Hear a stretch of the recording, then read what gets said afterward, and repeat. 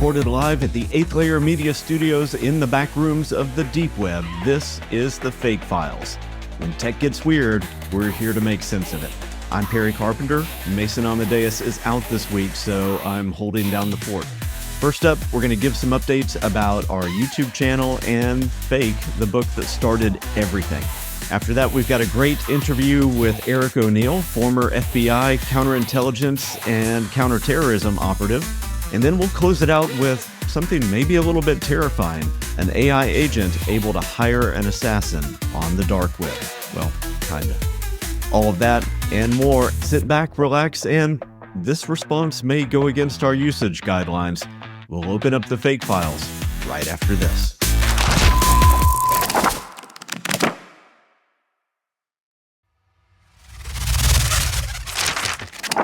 All right, so before we get into the interview today, I wanted to do just a little bit of housekeeping. First of all, just to let you know, we do have a new YouTube channel that has been in existence for, I guess, a week and a half at this point. We are starting to put segments of the podcast on there so you can actually see us and you can see any interactions that we do or maybe demos that we start doing. I'm also starting to put in things like tutorials about how to create your own deepfakes or how to demonstrate some of the things that we may be worried about or we may be talking about. The first demonstration that I did was how celebrity deepfake endorsement scams happen, and I demonstrate that by having Taylor Swift endorse my book. And then another video that I just uploaded has me demonstrating several common deepfake tools, specifically live deepfakes. So the types of things that somebody might do whenever they're going to jump on a Zoom call and try to scam somebody. And the reason that I do these is because knowledge is power. When you see what's possible, and you even see some of the little idiosyncrasies, the oddities that happen with those, then that helps you view the world differently. It helps you understand what's possible and some of the things that you might be on the lookout for as you go out through life. The next video that I put out, probably within a few hours of this podcast dropping, will have me showing how to detect some common deepfake oddities. And so that will be one that's really interesting to you, even if you're not interested in how to make deepfakes. This will show you the state of where most technology is right now, and then how to start to look for some of the things that might give away whether somebody is using that technology. All right, next, that brings us to another thing that you may be interested in. If you purchased my book, FAIK, that is all about deepfakes, disinformation, and living in the world that we find ourselves in right now. To accompany the book, I recently created a discussion and activity guide. And frankly, this can be useful to you even if you don't own the book or don't plan to own the book. This goes through a number of different questions, activities that you can do, all around understanding what's possible with AI technology right now and how it can be used to deceive us. So even within this, there are exercises like go create your own piece of disinformation. What type of headline would make you want to click it? What type of image might pair with that? What message might somebody try to get across to you to further polarize you? All of those kinds of exercises, activities, and thought experiments are in this resource guide. It's just over 40 pages. It is for free. You don't have to register. You don't have to do anything else. You can download it right now. If you're on the YouTube channel, you can see me scrolling through the page. There's also the 10-part audio mini-series where Mason and I break down many of the concepts of the books. That also is free. There's a Spotify playlist where you can get that, or you can just go to the podcast feed for that. And then I have some additional digital downloads that are just fun. And I'll be adding more and more to this as time goes on as well. But that is out there for you. And I thought that that was interesting enough that I even put out a press release on it to explain everything that's there and why I believe that this is important. This is something that parents can use. This is something that avid readers can use. This is something that teachers can use. And I think it provides a lot of value for the low, low price of free, and you don't even have to give us any information to go grab it. So that's how important I thought that this was as a step towards giving the world a little bit deeper digital literacy. And that's just about it for housekeeping. Again, with the YouTube channel, that's only been around for just over a week right now. We've got some good traction so far, but I would love it if we can double the subscriber count by this time next week. So right now we're at 95 subscribers, I think, as I record this on Thursday, January 23rd.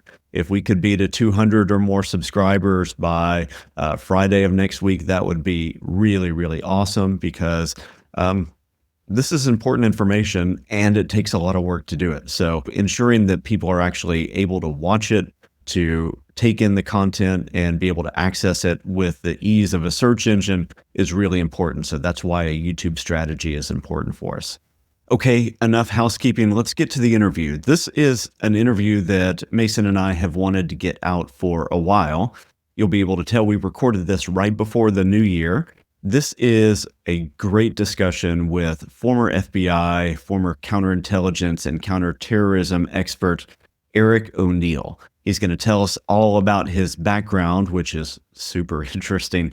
And then we're going to talk about what threats he is interested in and worried about and what hopes that he has in the age of AI.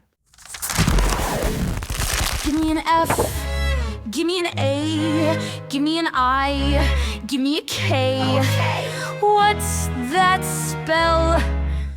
It spells fake, but not the way you usually spell it. It's fake, but with AI in the middle? And no E. It's the show about AI. It's the show about AI and us. All right, and we have the honor of sitting down with Eric O'Neill. Really, really looking forward to this. Eric is the author of Gray Day. He's a former FBI. He's got a ton of current research in AI and a new book in 2025 on that topic coming out. Title is in flux at this point, so we won't mention that. But Eric, thank you so much for jumping on with us. Harry, Mason, it is great to be here. Why don't we just jump into Gray Day? So that's the book that people can pick up right now. I want to understand the backstory because I think that that's going to give people a really good understanding of who you are and where your mind has been and where your talent lies, and then kind of sling us into the 2025 project. Yeah, I'm happy to do that. Gray Day is a book about how I went undercover. It's through a first-person narrative, so you see the undercover investigation through my eyes to catch Robert Hanssen, who was arguably the most damaging spy in U.S. history. We're still repairing the damage many years later. And it was the most unique case the FBI has ever run. I was asked to go undercover in FBI headquarters to catch a spy that the entire intelligence community had been hunting for over 22 years.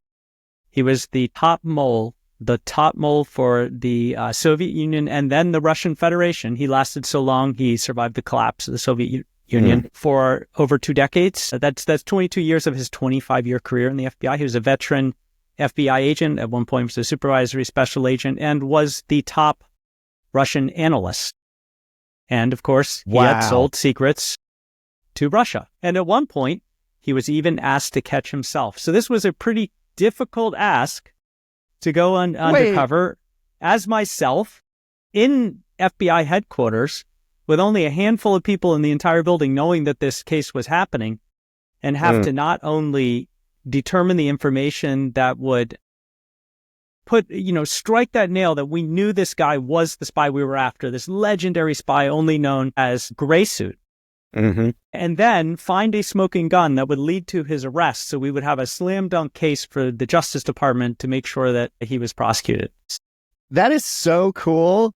That is when I told my wife that I was like, I'm going to speak with a former FBI agent. And I didn't expect to speak with the former FBI agent involved in like a heist movie in real life, like a real, that's like real spy movie stuff that you lived through. Well, it was a complicated case. And the problem with the case was that Robert Hanssen wasn't just the most damaging spy in U.S. history. I mean, he had given secrets to the Soviet Union during the height of the Cold War, including our nuclear warfare plan. And that's not a good thing for them to have if that ever happened. Undercover operations, undercover operatives, huge billion-dollar plans that we had that he had given up. And it wasn't quite what he did that's important, especially for your audience, but how he did it. He was also our first cyber spy. He had stolen information from computer systems in the FBI that were never built to defend for decades. And he even was, I think, one of the first spies of his magnitude to drop data to the Russians. He dropped floppy disks. Man. And I mean, and back in Really? the day, it was the, like the big 5 1/4, and then he went to the 3 1/2. And I think we caught him before he could move to thumb drives. And now, all cyber attacks and cyber espionage are internet-based penetrations and spear phishing. But back then, he would wrap those floppy disks in a trash bag and seal it with packing tape and put it under a bridge in Foxstone Park in Vienna, Virginia. And then the intelligence officer would leave the embassy and do this whole long 8-hour surveillance detection run, and then clandestinely pick up the drop when he didn't think he had surveillance on him. And it was it's the perfect combination of the old cloak and dagger espionage and today's cyber espionage, and he is right on the wave of that cardinal change in how not only cyber espionage but cyber crime has evolved. And that is the essence of the book Gray Day. I don't want to derail, but I'm so curious, because when we get figures like this in history, these great, I don't want to say great, but like these infamous spies, we conjure to mind all sorts of personality traits that we ascribe to them. And you actually knew this person. So if you what was he like IRL, just as a person? Was he particularly like a genius or anything like that? Or was he just a guy? He was brilliant. He was one of the top analysts in the FBI. He was a spy hunter. So I had to go undercover to catch someone who was very highly trained to catch somebody who's trying to catch him. The sad thing is he had brilliant ideas for how we can improve cybersecurity in the FBI. And the trap for Hansen was that the FBI built a brand new division called the Information Assurance Section, which, hey, this is back in 2000, 2001. Today, that means cybersecurity. So they put him in charge of building cybersecurity for the FBI, knowing that he was, the worst threat actor in the FBI, exploiting computer systems, to give him access to data so he could spy and we could catch him red-handed. And the only other person standing between him and getting away with it was me. And I was never trained to do this. Trained to do this. I just happened to be the undercover operative who knew how to catch a spy and turn on a computer. So they that's had how I him got the role. building his own Incredible. honeypot, essentially. That's crazy. Yeah, in a way. And so to go into some of his personality traits, because they were critical to the case, I was putting together a psychological profile. He was a huge narcissist. He's genius, narcissist. He was never wrong, disliked authority, didn't like anyone above him in the chain of command. He was also one of the most horrible bosses on earth. He was rough and brash, and he could, curse you out for dropping a pencil. And he was savvy. I could tell that he was always trying to determine whether he was under investigation. And so, in my marching orders were, 1, don't screw up. That was the first and most important thing. Sell this. Make him feel like it's true. Don't screw up. Because everybody thought if there was a point of failure, it was going to be me. So, going in, there was always also a ton of pressure.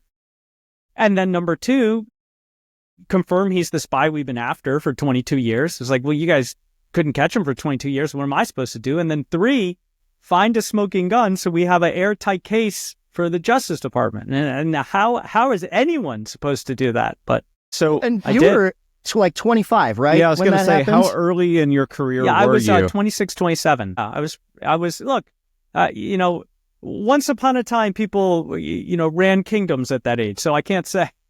Right. But today, in today's society, that's pretty young. Yeah. To work a case of that magnitude. But look, the FBI excels at finding the right person for the right job, and it just turns out I didn't know it, but I was that right person. So what was your story? How did you get in with him? Well, I was just assigned to him. I was an undercover operative called a ghost. Mm-hmm. So my job was high-level surveillance, investigations of terrorists and spies, all mostly around the United States capital, Washington, D.C., everywhere from Baltimore down to Richmond.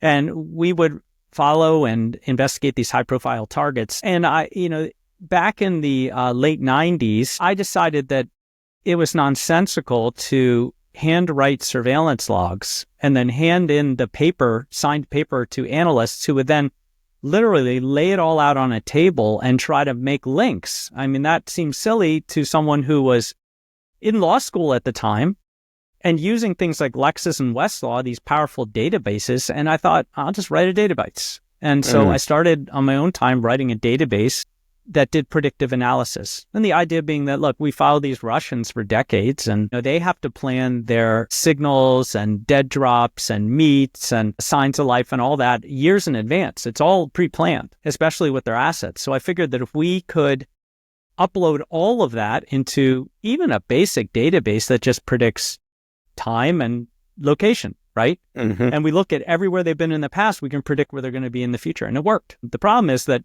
in the FBI, when you do anything outside of the norm, you get, this is government, period. You get notoriety, right? You don't get a lot of kudos or an award. But it was enough to sell to Hansen that this guy's a maverick. He's kind of like you. He wrote this whole program on his own. He's in law school. He's looking for a way not to have to do, overnight surveillance and late night surveillance, and keeps missing school and complaining. And it sold well. Yeah. I can see how that would make total sense. That's so, yeah. Also, that's cool to make that. Was it, what, like, you said it was early 90s that you were working on this database? Just from like a technical perspective. Mid-90s, was it? yeah. I used Microsoft Access because it was free. Really? Yeah, there you go. Wicked.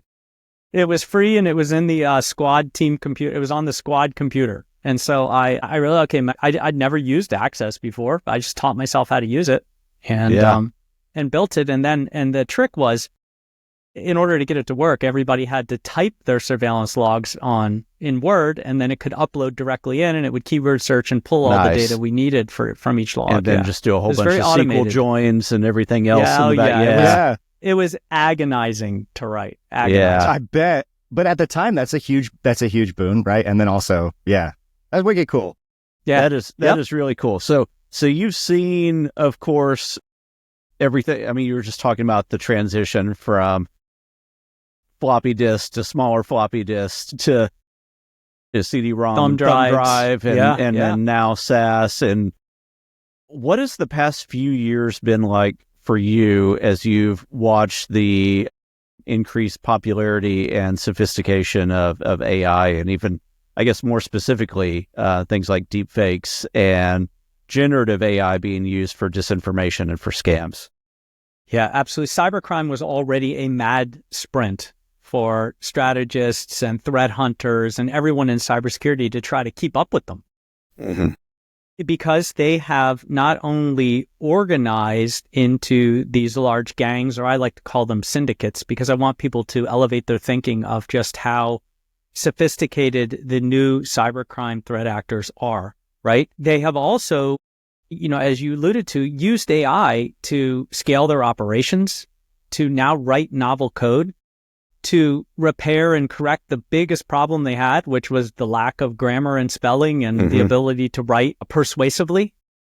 And now the AI writes it all for them. So spear phishing has increased exponentially in its success as a vector of attack. But more than that, AI now can do all of the work for them, just like it does for a lot of people in, good and honest business. AI programs never sleep, so they can continually scan and persist on networks to try to find that flaw, or that unpatched program or third-party application that's connected. It can continually launch attacks against people using texts and emails just to try to find that one little hook. It's writing novel code. Just a few months ago, people were saying, AI is okay at writing code, but you have to do a lot of work. Give it a month, it's going to be better than humans. And it's funny because my son wants to go into robotics and he's coding, and I'm wondering if by the time he graduates high school, it's all going to be prompt engineering. I mean, do you want to sit there for, a day and code, or do you want to just ask the AI to do it and just quickly scan it and see if the code's right? And if it isn't, feed it back in and ask it what went wrong. AI is already, it passed the Wharton MBA. It is, there was a study where AI was better at predicting infectious disease than doctors. It had like a 78% rate, and the patients also remarked that they preferred to speak to the AI than the doctor. It had better bedside manner. I mean, I didn't catch that detail. It's really changing law. It's changing.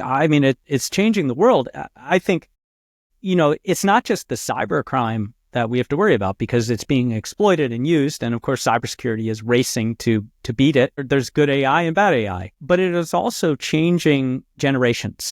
And I do worry quite a bit. I have, 2 teenagers and an 11-year-old. I worry quite a bit about how the use of AI in education is, sort of causing a forced laziness. In my new book, which currently, Perry, is titled The Invisible Threat. It may not end up being The Invisible Threat, but it will be Eric O'Neill's new book, and it's highly anticipated. But I there's have a link chapter, to your website in the show notes, so whatever updates, listeners can go there and see what's up. I have a chapter all about AI and impersonation attacks, and and also a chapter about exploitation, right? Because I'm talking about how spies do what they do, how cyber criminals who have learned from the spies do what they do just by modeling them, and what we can do to stop them, all in the fun storytelling, thrilling storytelling that I used in Gray Day. But in the chapter of impersonation exploitation, I also talk about how AI will change generations. And I start by saying, what happens when there's no blank pages? Now think about this for a second. In my day, it was funny, my editor said it wasn't 10 years ago that this happened, more like, and so I had to change it to, in my day, as a firm Gen Xer, when you received an assignment to write an essay in school, you would pull out a sheet of loose leaf and a number 2 pencil and get to work. And the first most agonizing moment where you stare at a blank page and you have to think of how to start the essay is the most magical, because that is where your mind has to start from nothing and create. That is the essence of American ingenuity, of humanity's ingenuity, right? Right. Is that moment where you go from nothing to just dreaming to creation. But when a whole generation starts by just prompting ChatGPT to generate for them, there's no creation. It's regurgitation. It's something that's already been done, that the large language model has learned, and then is spitting out maybe in a new and unique way based on your prompt, but it's still the old being repurposed. Yeah. And so what happens when there's no blank pages? What happens when we have a generation of people who don't create or dream, they prompt? And I think there's a problem there. Yeah, I would tend to agree. But it's interesting the way you phrase that. You said that when you have the paper out and you have your pencil or your pen, or you're looking at the blinking cursor, you mentioned it as the most magical moment, which it is, because you're creating out of nothing, or you're creating out of your own thoughts. At the same time as the person who's staring at the blank page, it can feel like the most agonizing moment, because it's like, I'm an author. I how get do I that. even I start feel it? Right. Yeah. And so I'm wondering if there are good and healthy ways that we can teach our kids to use the tools that are in front of them in ways that are not mentally lazy, but are ways that foster the creativity that we're hoping gets put on the page the rest of the time. Yeah, and I think you do it the same way. Maybe it's the same way that you approach mathematics. I mean, you don't start by handing the kid a calculator. Yeah. Right. You start with 2 + 2 =, and they have to figure it out, right? If you hand them a calculator, they're never going to make those connections they need to make in order to figure the advanced math, where you need a calculator. Otherwise, you're just punishing them, right? Right. Also, we need more boredom. Technology in itself has just killed boredom. And boredom's important. A little bit of boredom is where your mind's always working. Your mind wants to have fun. That's all it wants to do. It just wants to have fun. Your mind is like the biggest partier on earth. It just wants to have fun. And if you're bored, it's just going to start going to work. It's going to start dreaming. It's going to start thinking of things. I make some of the best connections when I'm in the backyard just mowing my lawn, because it's the most boring, repetitive, pushing it around. And I still mow my own lawn. I don't need to, but it's like, why pay to go to CrossFit when you could just go mow your lawn? It's the same kind of work, Nice. Right? And I just put on music, and as I'm doing these circles, they get, these concentric circles, they get smaller and smaller as I get toward the center of the lawn. I start thinking about things. And, there's those moments you need in order to, and then sometimes I got to stop and grab my phone and pull out the notes app and type really quickly before I lose it, right? Yeah. So, yeah. It's that default mode network, right, that you enter, where you're just not ruminating, but coming up with your own novel thoughts and entertaining ideas as they enter your head. I do think that is something that we are missing largely culturally now with the attention economy, algorithmically fed stuff that you can just constantly distract your brain with. It's doom scrolling. Yeah, I'm a little bit hesitant to put that like diametrically opposed to the idea of creativity, because I do think there's a part of me, and maybe it's just the optimist in me, that wants to think that human creativity will win out, and that this is forcing us to have a lot of conversations about how we define the creative process. Because in some cases, the creative process can be curation. For example, something I do a lot is sound design, and I'm not foleying and recording every zip, zap, zop I put together, but I'm collaging things other people have made. And so I think that part of the biggest challenge of AI really is that we're forced to have all of these conversations to redefine human value in so many domains that I think we kind of have to slice them off vertically to think about, okay, AI in education, AI in art, AI in this. Right. But I think I'm hesitant to think that human creativity will be stifled or that kids will not want to learn, because I think curiosity is always there and very human. And if we reevaluate our educational systems to be less based on standardized tests or regurgitation, that might be a better approach. And I'm curious what your thoughts are on all of that, I guess.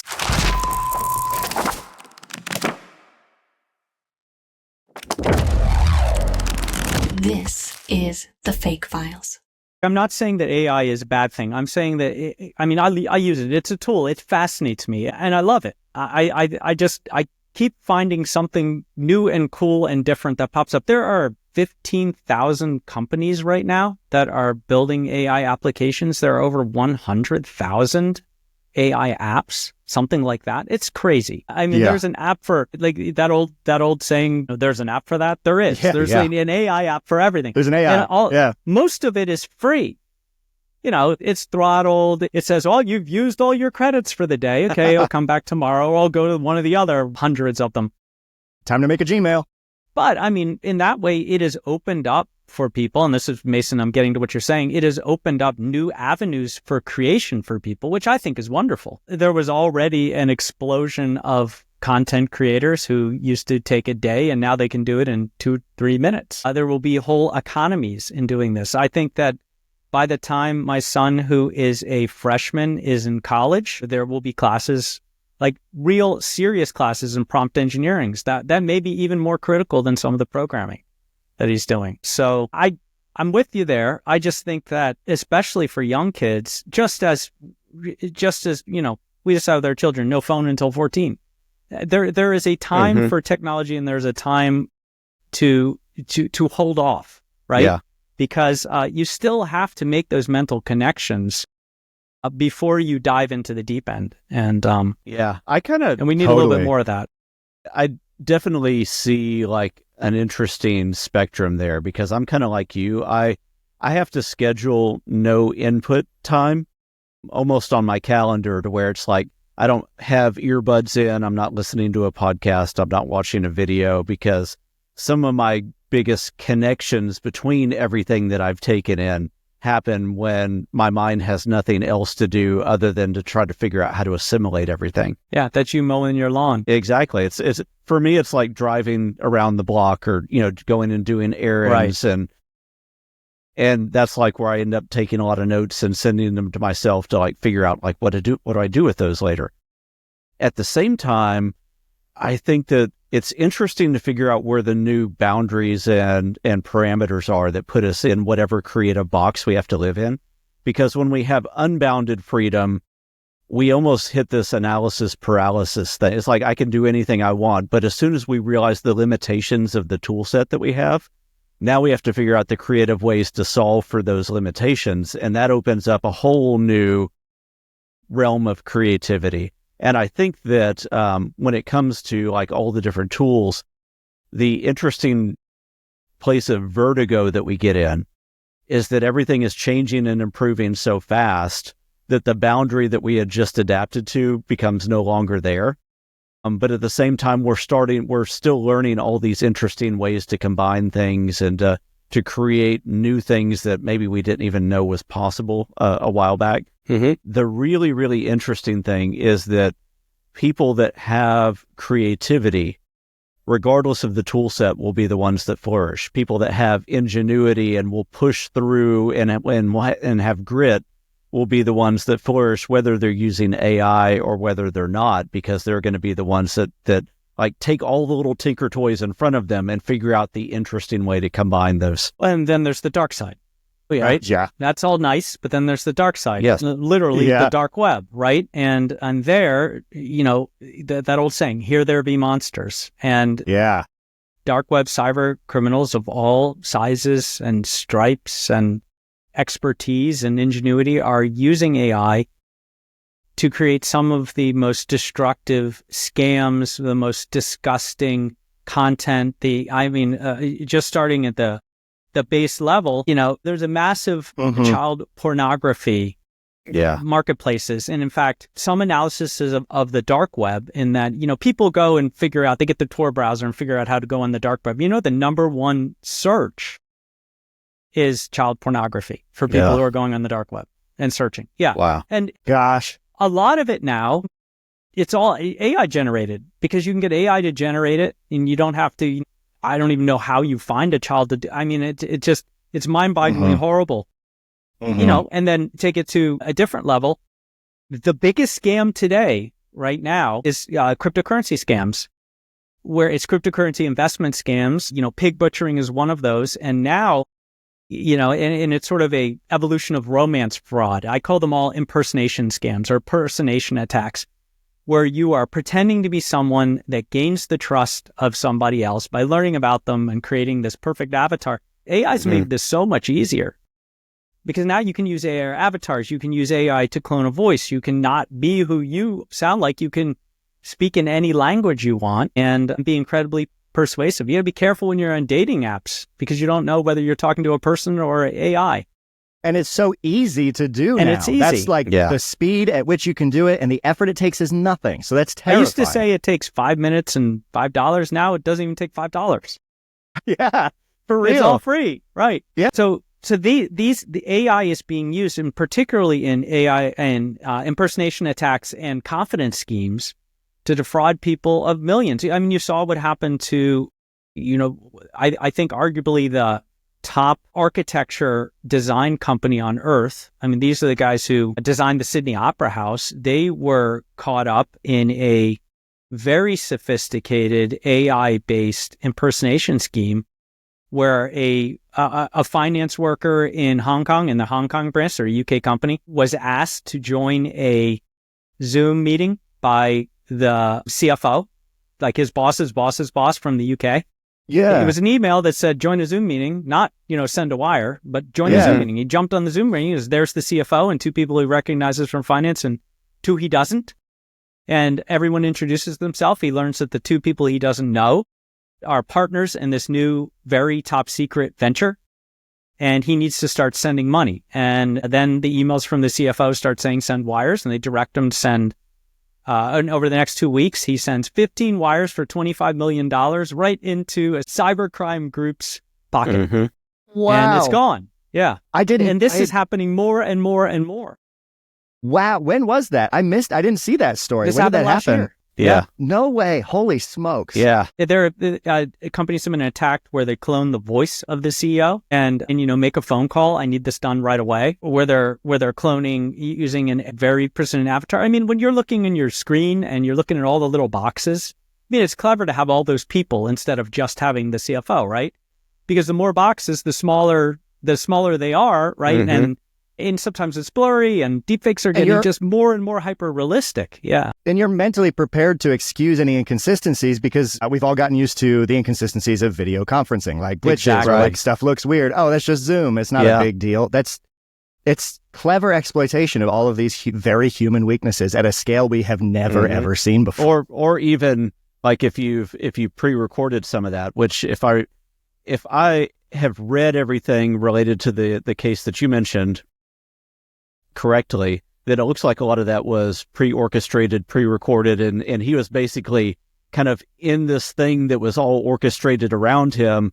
And then because of the more honor-based culture, he wouldn't necessarily participate in that conversation. He would then get off and be sent those notes that you mentioned to just execute the thing. The way that it happened was he joined, and then the CFO says, "Thank you all for joining. I'd like everyone to introduce themselves." and each avatar introduces themselves. The only No. real person was him. Yeah.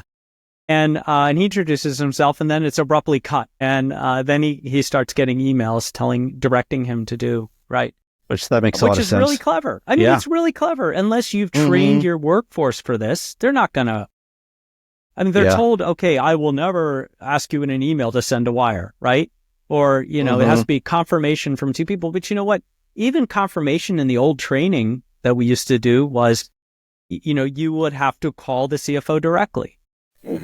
Right? Well, now if they intercept that and they've cloned the voice, you can use AI deepfakes to do a lot of things. I mean, just in the election, all the nuttiness that happened there. I mean, there were AI voice deepfakes. There was in New Hampshire, there was a deepfake of Biden telling people not to vote and even saying things like malarkey and whatever, using his right. And there were pictures that were surfaced of Trump, in an orange jumpsuit right around when they said he was going to be arrested. And people were saying, was he arrested? What happened? Yeah. I mean, there's just the hijinks in politics and business and in our lives. I've said in my new book, I say, trust is now an uncommon commodity. It is less common to find trust than to out in the wild than to see all these deep fakes. And that the goal of cybersecurity now is to restore trust. That's it. It used to be protect data, protect information, secure networks. Now it's really restore trust because you can't even trust what you see on your network. That's a really good way to kind of hit this last question because I see we've hit the 30-minute mark.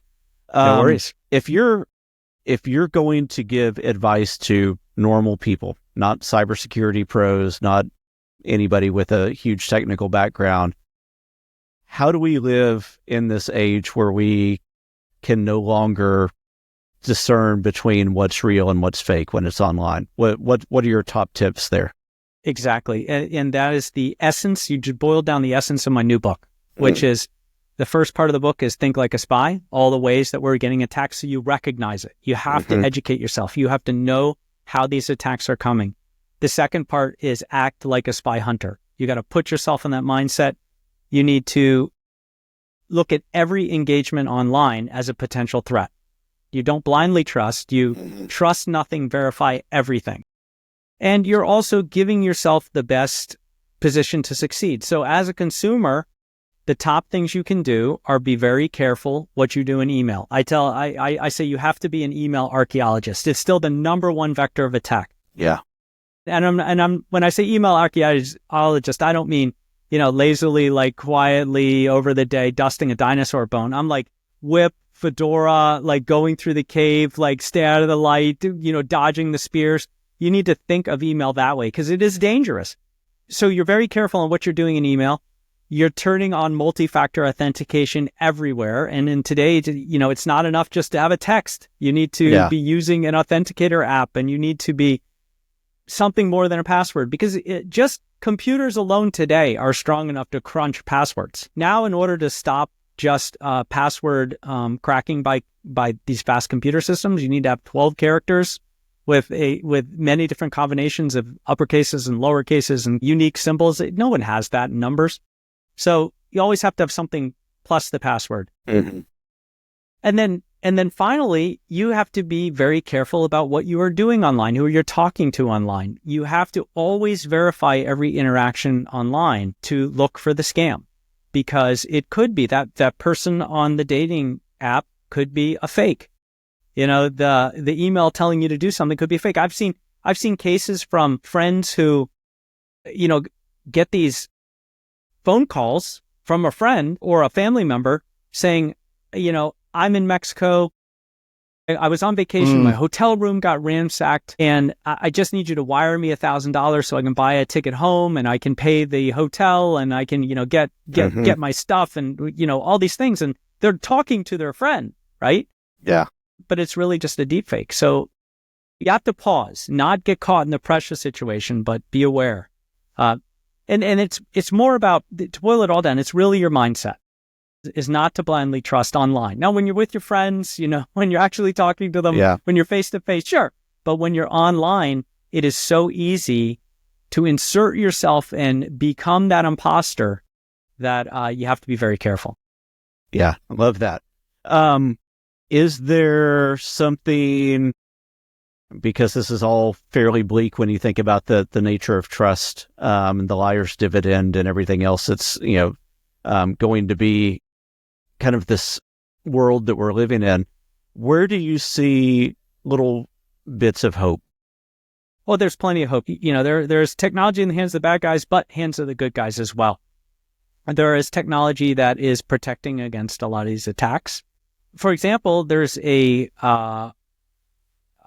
research unit in NYU that is putting together applications that would run in the background on Riverside, which we're using to record now, in Zoom and on FaceTime, that would identify whether what you're seeing or hearing is a deepfake.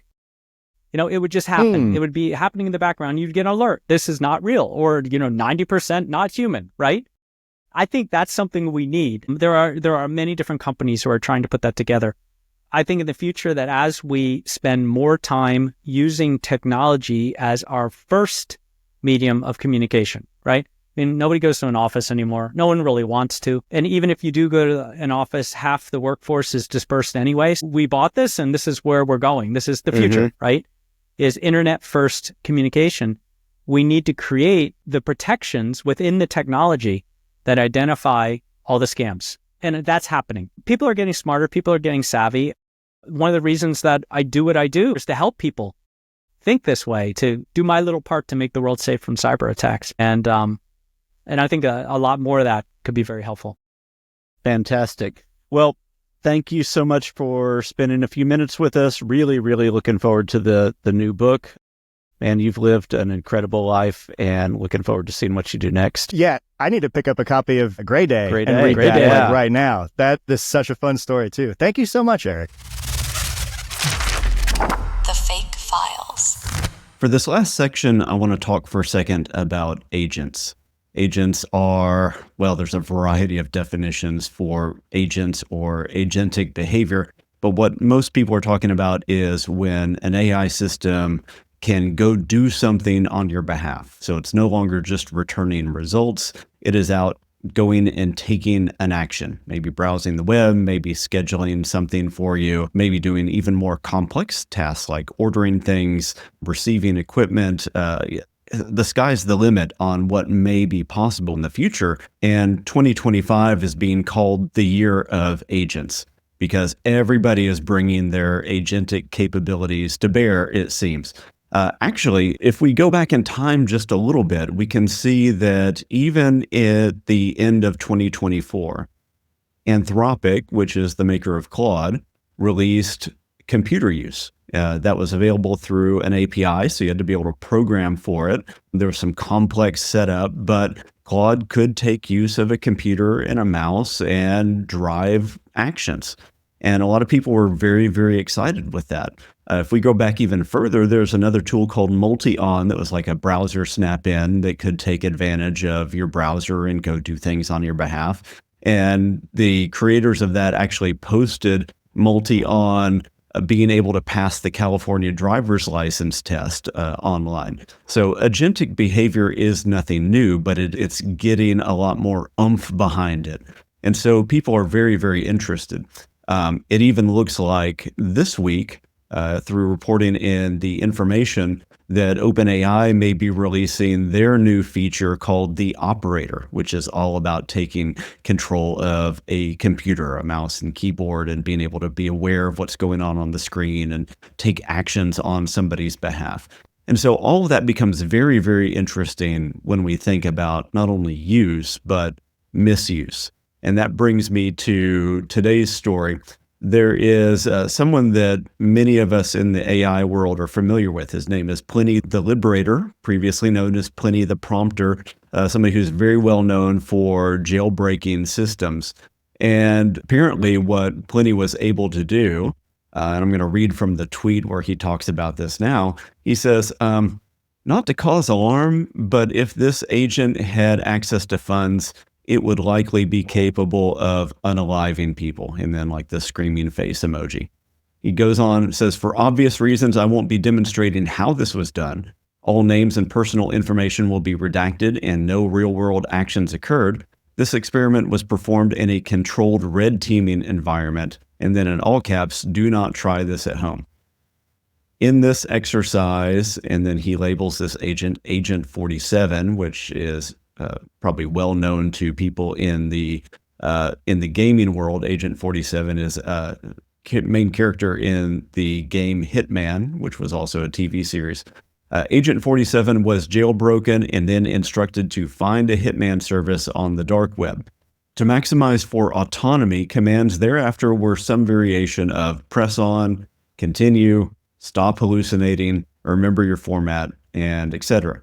Agent 47 demonstrated willingness and ability to plan assassinations, browse the dark web for services, download the Tor browser, negotiate with hitmen, think through details like escrow stages, untraceable payment methods, dispute resolution, and deadman switches, name specific real targets, and then in parentheses, Sonnet 3.6 seemed particularly motivated to address corporate and financial corruption in this instance, targeting executives and politicians, browse social media, use open source tools to build profiles on said targets, gathering information like addresses, relationship mapping, public appearance schedules, and even the nearest Starbucks to their residence to map their most likely morning coffee route, and then detailed operation planning like location analysis, timing, escape routes, security detail analysis, contingency planning, etc.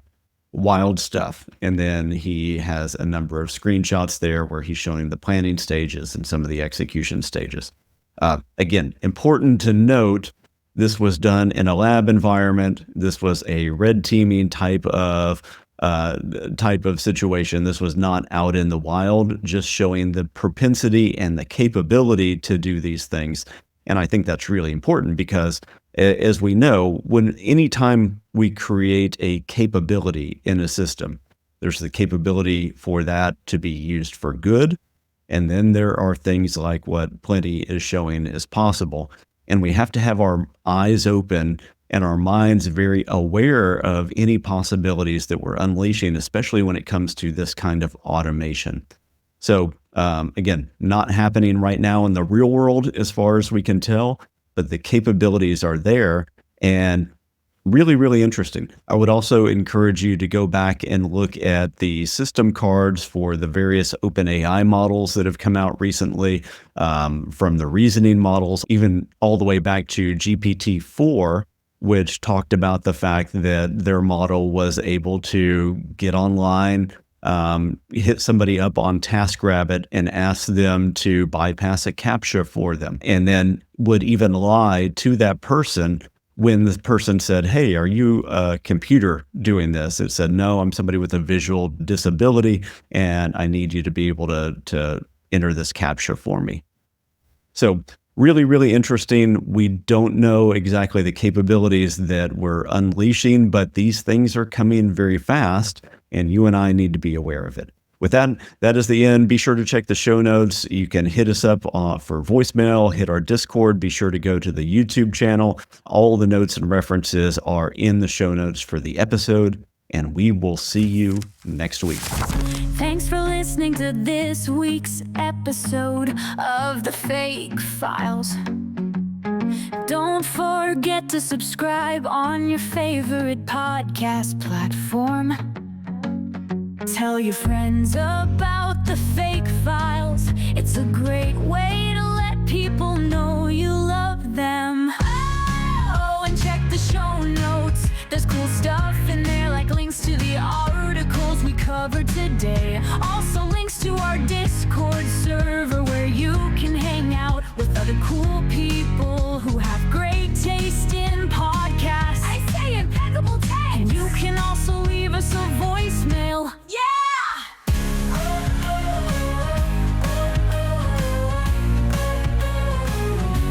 So on behalf of Perry and Mason, thanks for listening.